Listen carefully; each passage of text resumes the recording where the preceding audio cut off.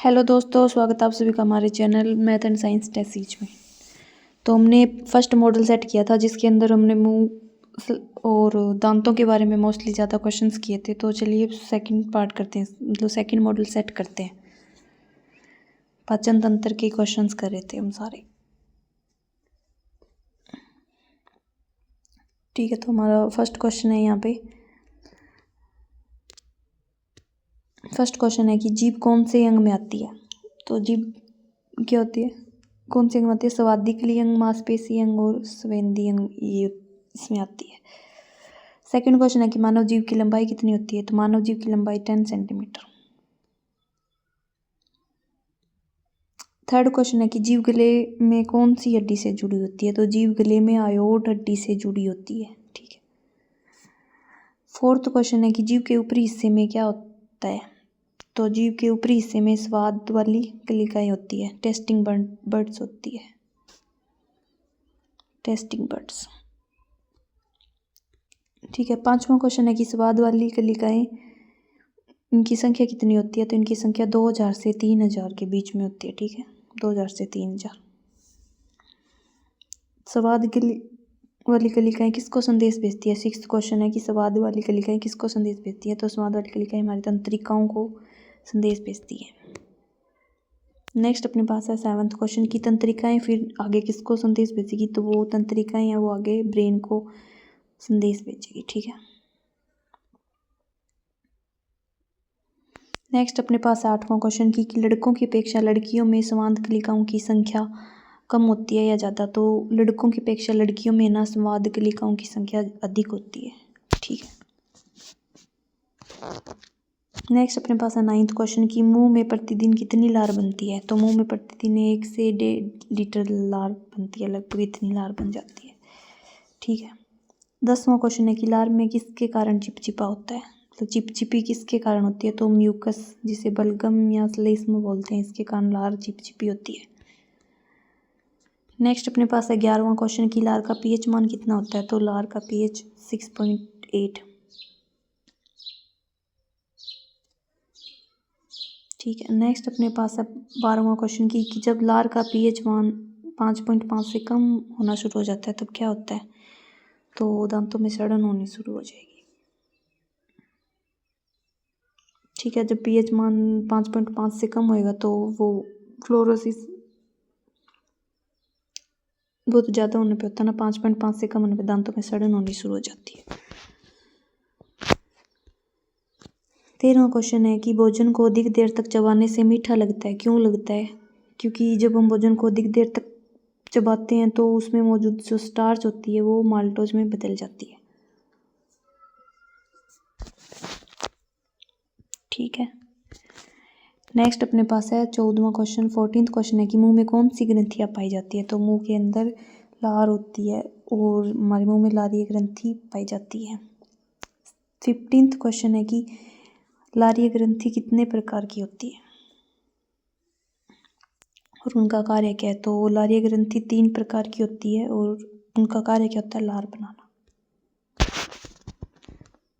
अब हमें बताना है कि लारीय ग्रंथि कौन कौन सी होती है। तो हमारे पास 3 लारीय ग्रंथि होती है ना, पैरोटिड लारीय ग्रंथि और सबलिंगुअल और सब मैंडिबुलर।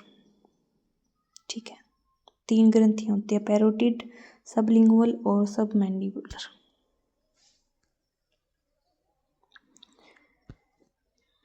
अब नेक्स्ट अपने पास 17th क्वेश्चन की तीनों ग्रंथियों में कितने पेयर होते हैं। तो तीनों ग्रंथियों में कुल 6 पेयर होते हैं, मतलब 3-3 जोड़े,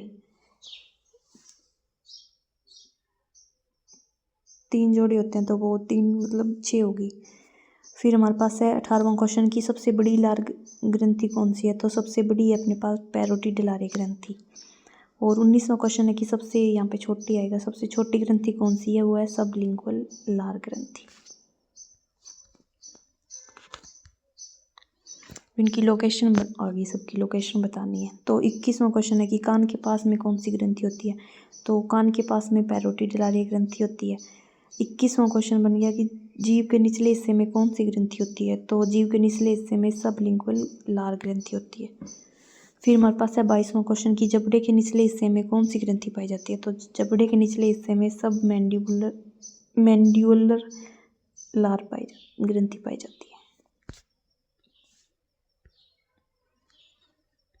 ठीक है, मतलब हमें बताना है कि लार में क्या होती है, लार ग्रंथि, मुंह में लार ग्रंथि होती है, कितने प्रकार की होती है, 3 प्रकार की होती है। उनके नाम बताने, उनमें से बड़ी छोटी कौन सी है, और फिर वो उनकी लोकेशन बताते हैं, मतलब कहाँ कहाँ होती है। तो इससे ये 10 क्वेश्चन या 10-11 क्वेश्चन बन गए।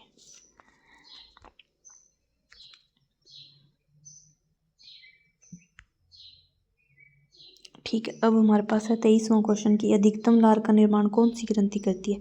तो सब मैंडिब्यूलर लार है वो 70 से 80% लार बनाती है, सबसे ज़्यादा लार यही ग्रंथि बनाती है। अब हमारे पास है 24वां क्वेश्चन की लार का पीएच मान कितना होता है। तो लार मुंह के अंदर होती है, मुंह का पीएच 6.8 पर पढ़ा था, तो लार का पीएच भी 6.8।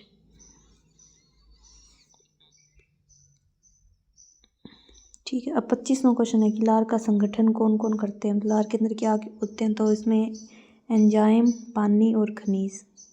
ठीक है, अब 26वां क्वेश्चन आ गया कि लार में कौन कौन से एंजाइम होते हैं। तो लार के अंदर 2 एंजाइम होते हैं, एक तो लाइसोजाइम एंजाइम और दूसरा लारीय एंजाइम, अमाइलेज एंजाइम या फिर टाइलिन अमाइलेज एंजाइम। ठीक है, 27वां क्वेश्चन है कि लाइसोजाइम एंजाइम का कार्य क्या है।